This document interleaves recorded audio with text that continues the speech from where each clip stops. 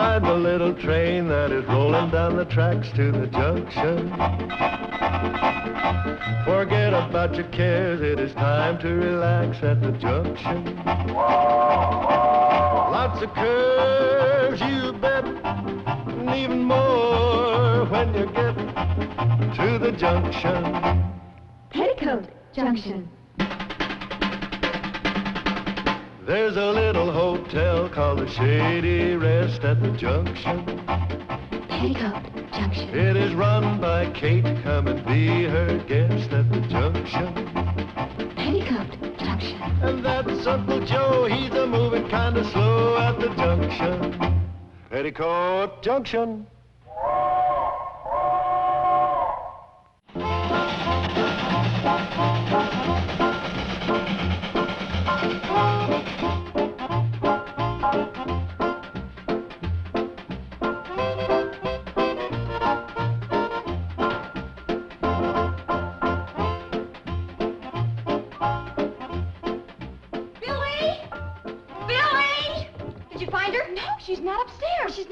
Either. Well, maybe Betty found her. She's not outside. Well, maybe she went into town. Without telling us? Oh, Mother wouldn't do that. Oh, she's in the cellar. Why didn't we think of it?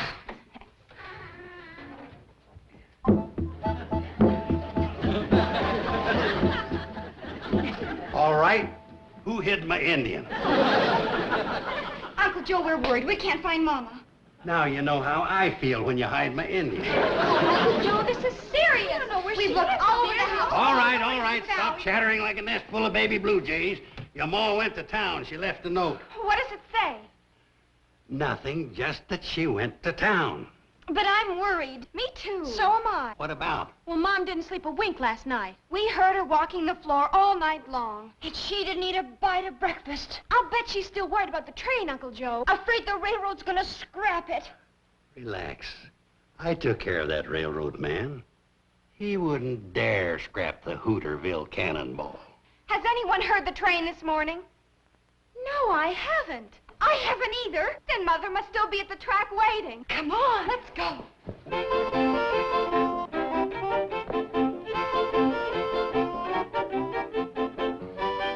All the mornings for the Cannonball to be late.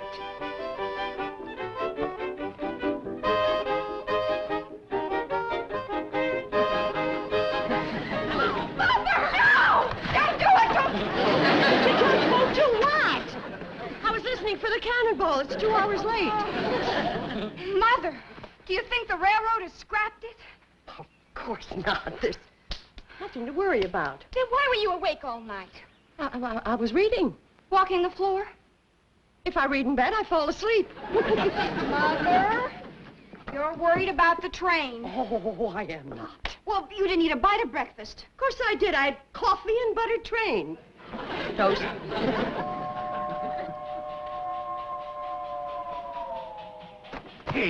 Hey, you sure started a ruckus this morning. Look at Uncle Joe. The Cannonball's still running. Well, of course it's still running. I saw to that. Let's all go up and get some breakfast. Look, I'm going into Hooterville to see Sam Drucker. What about? About the train. He knows the law, and we should be ready in case Mr. Bedloe makes more trouble.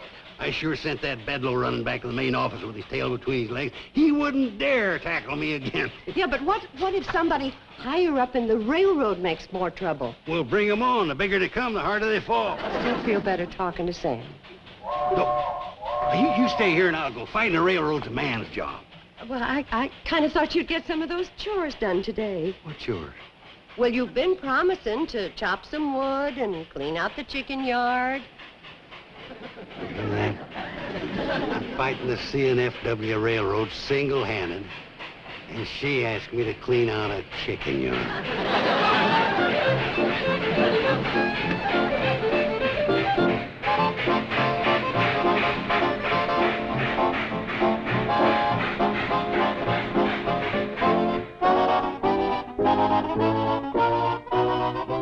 Bedloe, you had a job to do, and you didn't do it. But, Mr. Curtis... What do those roofs do to you back there?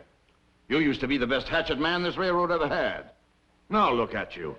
You couldn't chop your way through a watercress sandwich. Mr. Curtis... Don't just stand there. Start lying. Yes, sir. Well, Chief, I saved this line at least $150,000. If we junked the Hooterville Cannonball, those people were going to sue us for damages. Let them sue. Why do you think we're overpaying our lawyers?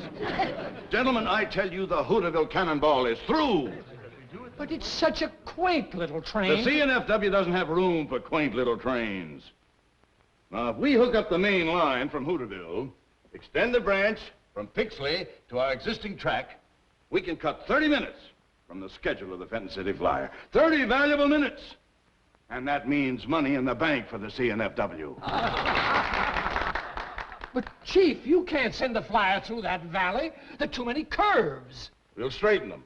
And the trestle that connects with the branch line is absolutely ruined. And the others are too narrow and old. We'll build new ones out of concrete and steel. But the right-of-way is full of hills. We'll level them. And swamps. We'll fill up the swamps with the hills.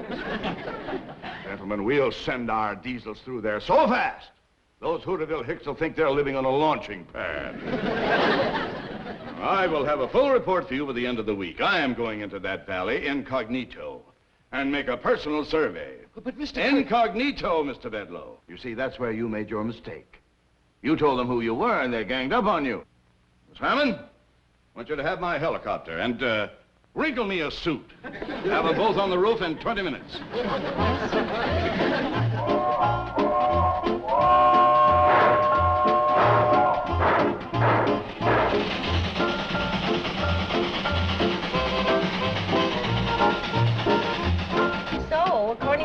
Drucker, all we can do right now is lay low and let the railroad make the next move. Sam's a smart fella. He says to expect trouble, though, especially from the president. Remember how mean Mr. Bedloe was? Honorest man I ever met. Well, from what Sam's heard, the president of this railroad makes Mr. Bedloe look like a Sunday school teacher. Floyd, look. It's a heliocopter. Yeah. What do you suppose that whirly bug's doing around here? Put me down outside Hooterville. According to the map, I flew right over it, but I didn't see a thing. You just passed the train, so put me down in front of it and I'll flag a ride. Roger.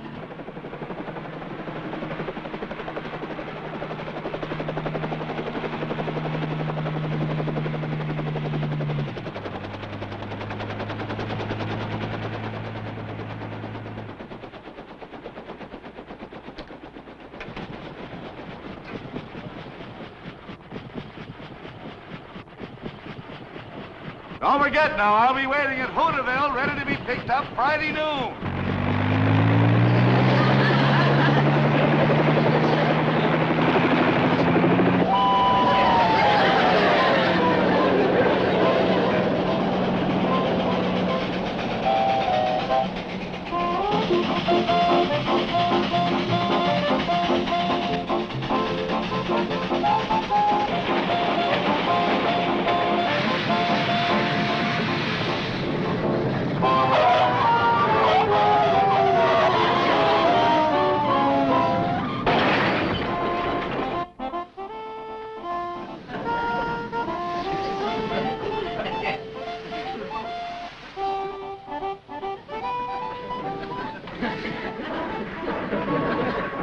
Like a hobo. Yeah, and he had the nerve to stop the train. Go easy on you. Listen, Kate, it's bad enough for a hobo to hook a ride on the outside, but he'd come inside. Yeah, but the poor fella looks like he's on his last leg, so take it easy, huh? Okay. Hi there. Hello? My name is Kate Bradley. I run the Shady Rest Hotel up the tracks away, and this is Mr. Smoot. Hello, Smoot? It's Mr. Smoot. How far are you figuring on going? End of the line. How much do I owe you?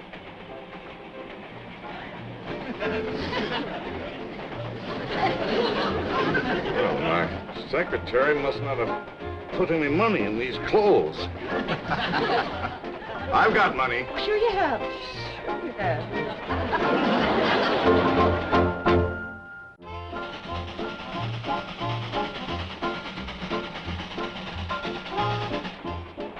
I still want to know what the fare is. You wouldn't know what to charge him, would you, Floyd? No, I wouldn't. We never stopped where we picked you up before. Hi. What's up, Charley? Oh, nothing. Just come back to check on the hitchhiker. Wait a minute. You're the engineer, aren't you? Yep, sure am. Well, who's running this train? My little girl. What? Betty Jo, my youngest daughter. Runs the train real good, too. Come on, Floyd. We're almost to the trestle. See you later, folks. They let your daughter run this train, a child? She's been running it for years. Has a real steady hand on the throttle.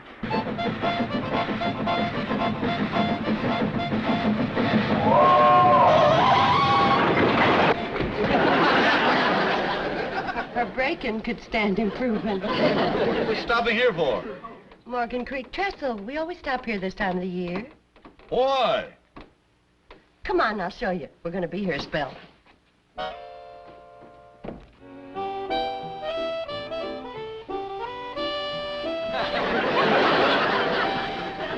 I'm all baited up and ready to go. Dump it in. Fish ain't likely to climb up here begging for it. Quiet, both of you. I think I got me a nibble. Nope, the worm was just stretching. Oh, no. You mean to tell me you stopped this train just to go fishing? We're in no hurry. Well, I am. Let's get this iron rolling. You sure give good orders for a hobo. A hobo? I am Norman P. Curtis, presently a hobo. Well, if you don't intend staying one, there's no shame in it. Would you like to try my pole? Oh, no, thanks. I'm not much of a fisherman. Well, you never know till you try. Go ahead. Well, all right. But I'm not very good at it. Ooh, I wouldn't say that. I think you got something already. Either that or Betty Jo's using a mighty heavy worm. By George, I have. I've got a fish.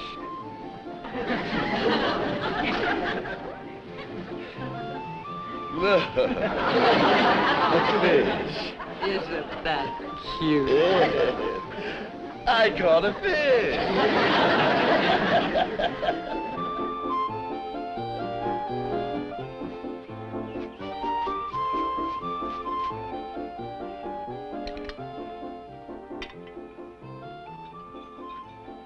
I haven't had a meal like this in years. The way you're glomping it down, you won't need another one for years. I thought those two freeloaders could put it away, but you got them backed into a corner. What do you mean, freeloaders? We give value received. Well, all of you ride on our railroad for free. Oh, they do? Well, I'd like to hear more about that later. Yes, Kate and the girls and Uncle Joe and... Here you are, Mr. Curtis. The piece de resistance.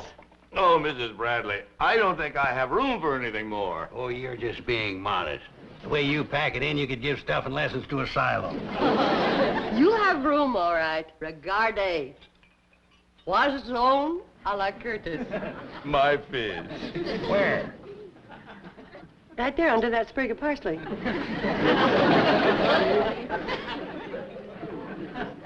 Isn't that something? What'd you call it? Poisson. That's French for fish. I've seen heftier looking guppies. This one did lose a little in the translation. Mrs. Bradley, I can't remember... Kate? Oh, Kate, thank you. I can't remember when I've tasted such delectable food. I'm certainly going to miss it. Well, why don't you stay for a few more days? Tomorrow we're going to have ribs. Ribs? Oh, I really would like to stay, but no, I must get on to Pixley. Mr. Curtis, we all get down on our luck sometimes, so Kate. you don't have to be bashful with us. If it's a question of money, we can work something out. Kate. You're very kind. Maybe I will stay on for a while.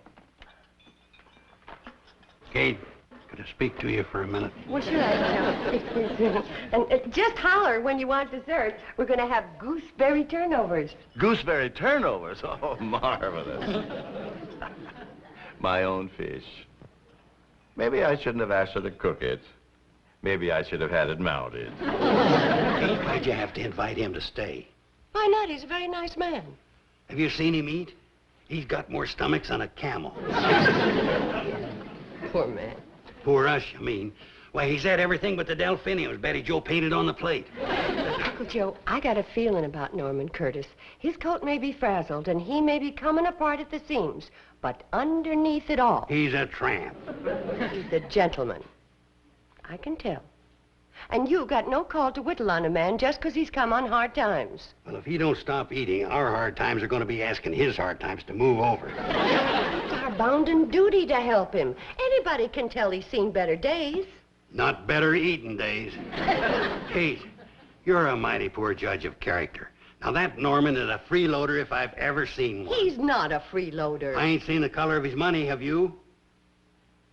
Well, I'm going to let him work out his keep. He's going to work? Sure. You've got a lot of chores that haven't been tended to. Norman can be your helper. Helper. Oh, well, that's different. Maybe I better go and see if that poor fella needs some more food.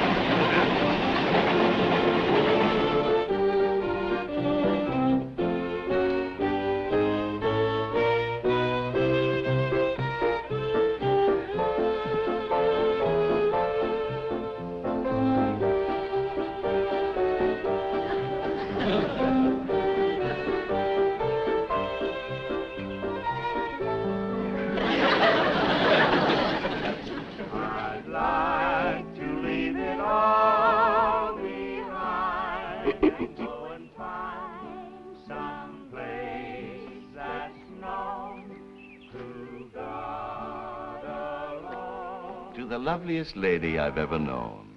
Thank you, Mr. Curtis. Norman, please. Tell me, Norman, is that a compliment to my personality or to my cooking? Both. You know, Kate, I think these have been the happiest days of my whole life. Maybe it's because you've been doing something. You have been keeping me busy. I haven't chopped wood in years. But you need a steady job. You're right. And when I leave here tomorrow, I'm going to the main office of the C&FW Railroad. And ask them for a job. Any kind of a job. Oiling, wiping, walking track. Why, with your brain, you could work up in no time. You really think so? Oh, yes, Norman. You got it in you. You set your mind to it, and in 5 or 10 years, you'll go right to the top. I'll be so proud. I'll point at you and I'll say, that's my friend, Norman Curtis, station master. Well, let's not aim our sights too high. Curtis, any special song you'd like to hear? Yes. How about Apple on a Tree? I don't think we know that one. Billie Jo, do we know Apple on a Tree? No. We don't know that one. Oh, that's the finest song you ever heard. Here, give me that thing.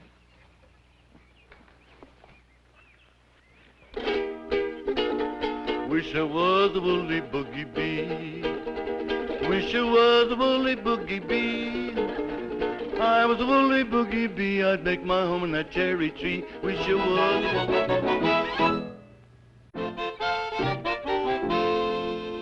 was. Your president did not fire blank cartridges in Hooterville. I did not permit mawkish sentiment to influence my decision. Well, I'm sorry, Chief. I must have been hypnotized. Well, when do we go back to work up there? On what?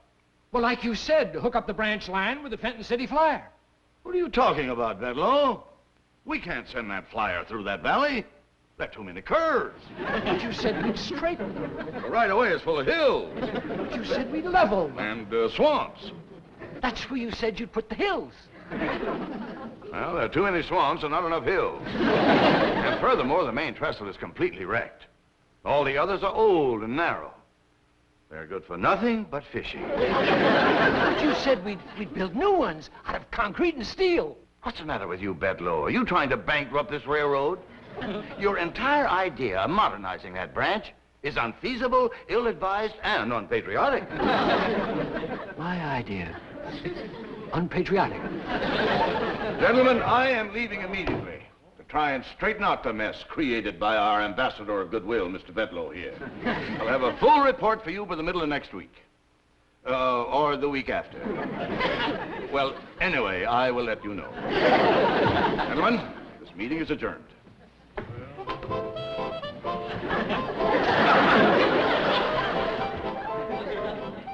Oh, Miss Hammond, dear. If you have a moment, would you please get my helicopter and my wrinkled suit?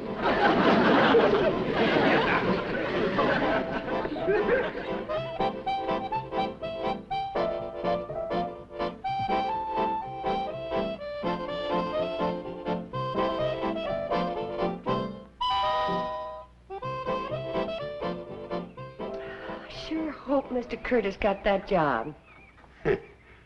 What job? At the railroad. Before he left, said he was going to the main office and see about it. Kate, you're the worst judge of character I've ever seen. Nutty Norman is a hobo, born and bred. Those kind of fellas don't want to work. Sure worked hard here, doing your chores. Yeah, I tried to help him make something out of himself. Man just don't take to work the way I do.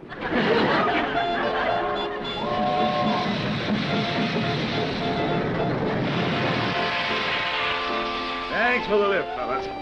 Oh, will I see you at lunch tomorrow? You'll see us for supper tonight. The way you eat, there won't be no tomorrow.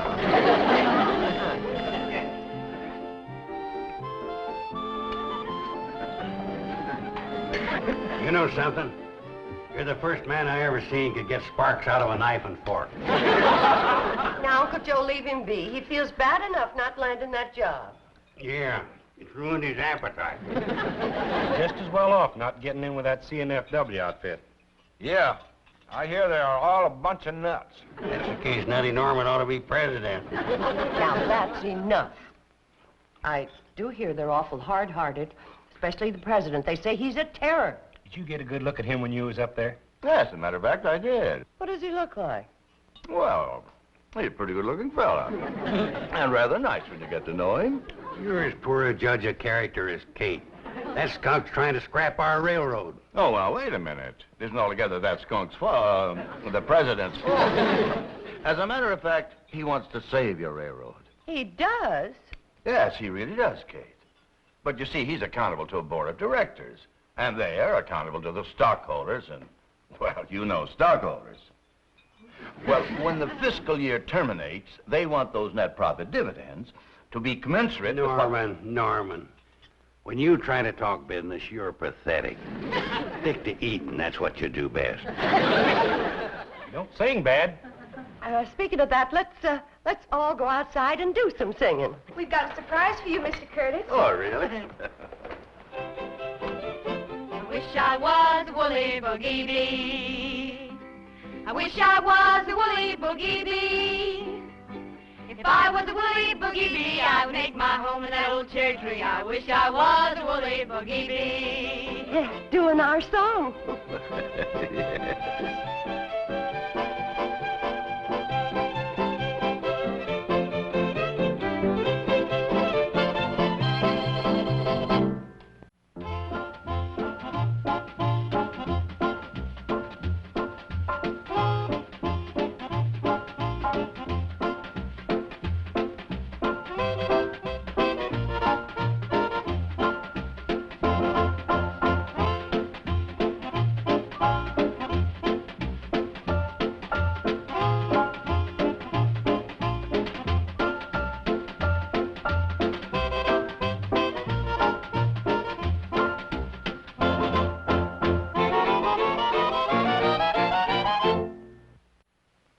This has been a Filmways presentation.